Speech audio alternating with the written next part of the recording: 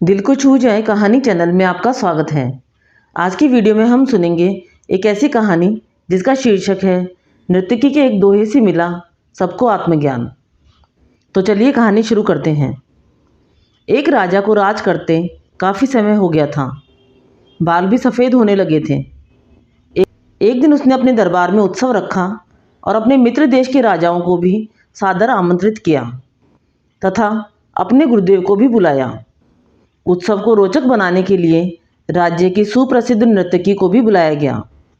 राजा ने कुछ स्वर्ण मुद्राएं अपने गुरुजी को भी दी ताकि नर्तकी के अच्छे गीत व नृत्य पर वे भी उसे पुरस्कृत कर सकें। सारी रात नृत्य चलता रहा। ब्रह्म मुहूर्त की बेला आई तो नर्तकी ने देखा कि उसके तबले वाले को नींद आ रही है और वह ऊँघ रहा है। तो उसने सोचा कि तबले वाले को सावधान करना जरूरी है, वरना राजा का क्या भरोसा दंड दे दें। तो उसको जगाने के लिए नर्तकी ने एक दोहा पढ़ा। घड़ी गई थोड़ी रही, यामे पल पल जाए, एक पलक के कारणे यूं ना कलंक लगाए।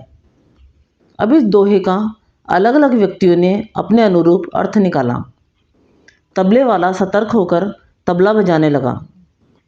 जब यह दोहा गुरुजी ने सुना तो गुरुजी ने सारी मोहरें उस नर्तकी को अर्पण कर दी।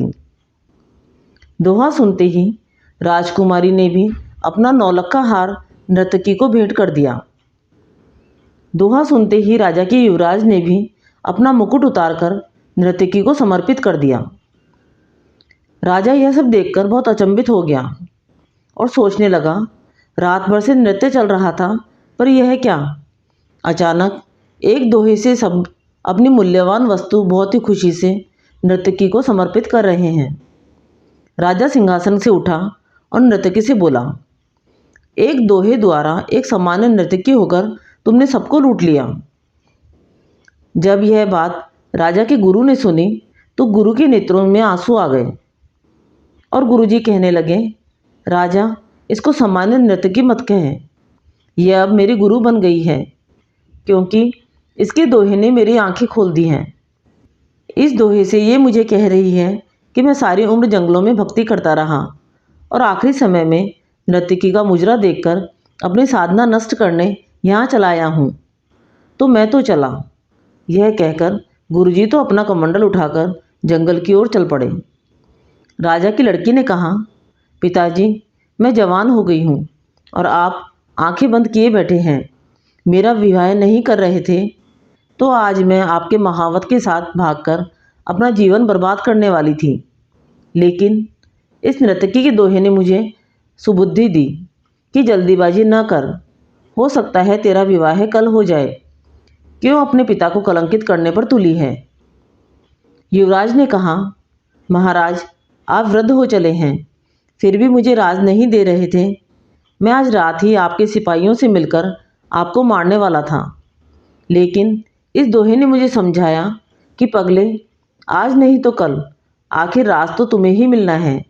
क्यों अपने पिता के खून का कलंक अपने सिर पर लेता है, थोड़ा धैर्य रख। जब ये सब बातें राजा ने सुनी तो राजा को भी आत्मज्ञान हो गया। राजा के मन में वैराग्य आ गया। राजा ने तुरंत फैसला लिया, क्यों न मैं अभी युवराज का राज तिलक कर दूँ।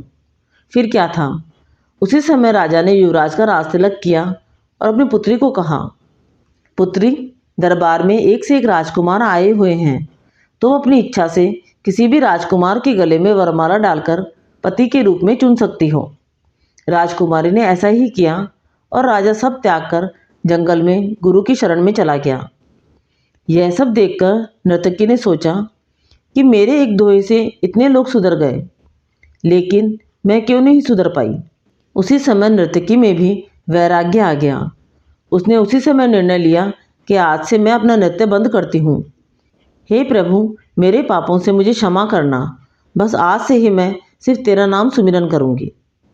इस तरह एक छोटे से दोहे ने सब लोगों का जीवन बदल दिया। आपको ये कहानी अच्छी लगी तो कहानी को लाइक व शेयर करें। चैनल पर नए हैं तो चैनल को सब्सक्राइब करें।